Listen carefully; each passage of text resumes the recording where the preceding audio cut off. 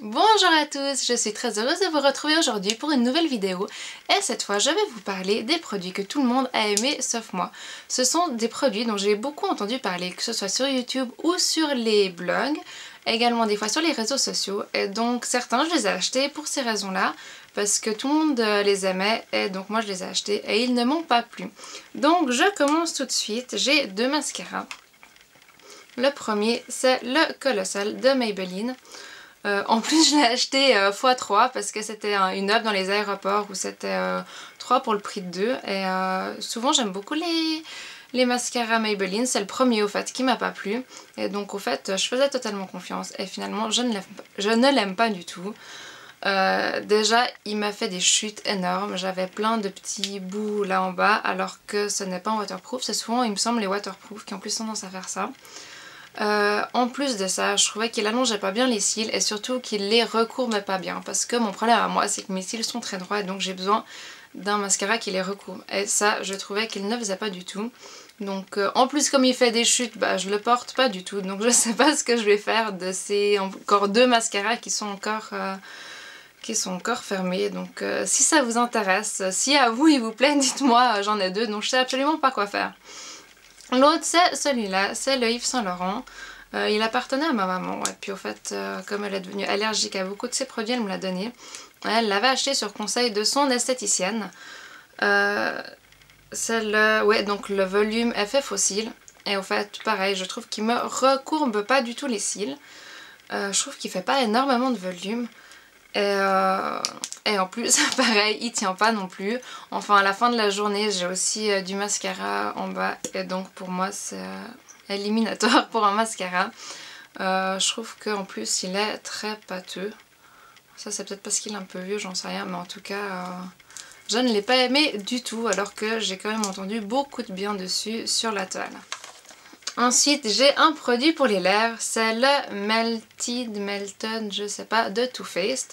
Donc j'ai entendu aussi énormément de bien, qu'ils étaient agréables à porter, qu'ils tenaient super longtemps et tout. Alors bah, j'ai acheté celui-là quand j'étais aux États-Unis. Et au fait, il m'a pas plu du tout. Je trouvais que la couleur m'allait pas très bien, mais bon, bah ça c'est moi qui ai mal choisi. Je l'ai pas essayé en magasin, peut-être j'aurais dû demander de l'essayer. Sinon je trouve qu'il marque beaucoup les peaux, moi j'ai la peau assez sèche et donc je trouve que ça marque beaucoup les petites peaux et en plus il tient pas bien du tout. Après 1 heure j'ai déjà presque plus rien, mais ça c'est pas uniforme en fait, ça part par touche et du coup au fait c'est un peu un effet, je sais pas comment dire, un peu militaire quoi, c'est pas pareil partout et je trouve ça super moche, donc du coup je l'utilise quasiment jamais. Et pour terminer, j'ai 3 produits pour le teint. Donc j'ai ça. Ah non, c'est bon. Donc de Physician Formula, j'en ai aussi entendu beaucoup de bien sur internet. Mais après coup, en fait, après que je l'ai acheté quand j'étais à New York en février. Mon problème, c'est qu'il est très rose. Et donc moi qui ai déjà des rougeurs, il me fait juste super rouge quoi. Donc je trouve que moi c'est pas une couleur qui me va et en plus il a pas mal de paillettes. Donc je pense que c'est pas un produit qui peut convenir à tout le monde. Oui, j'essaie de vous... Je sais pas si vous voyez à quel point il brille. Donc voilà, pour un blush c'est un peu moyen. Mais bon, peut-être que ça peut être une couleur qui vous correspond. En tout cas à moi ça m'est pas du tout allé. Sinon j'ai de ELF, pardon c'est un peu blanc mais ça en met toujours partout. La High Definition Powder, donc tout le monde dit que c'est le dupe de la HD de Make Up For Ever. Je peux pas vous dire, j'ai pas essayé celle de Make Up For Ever, mais en tout cas celle-là elle m'assèche énormément la peau et je trouve qu'elle fait blanc. Enfin elle fait quand même un effet blanc, donc si je fais du contouring, que je mets du blush et tout ça, quand je mets par dessus, bah en fait on voit un peu plus rien. Je trouve qu'elle palifie même que j'en mets pas beaucoup. Donc voilà, je sais pas si celle de Make Up For Ever fait aussi ça, dites-moi ce que vous en pensez. Bon, voilà, du coup j'en mets pas très souvent. Et surtout que là où j'ai la peau plus sèche, donc là, bah ça marque tout de suite toutes les ridules et à peine je fais un mini sourire, j'ai déjà des rides de malade. Donc voilà, du coup je l'utilise quasiment jamais.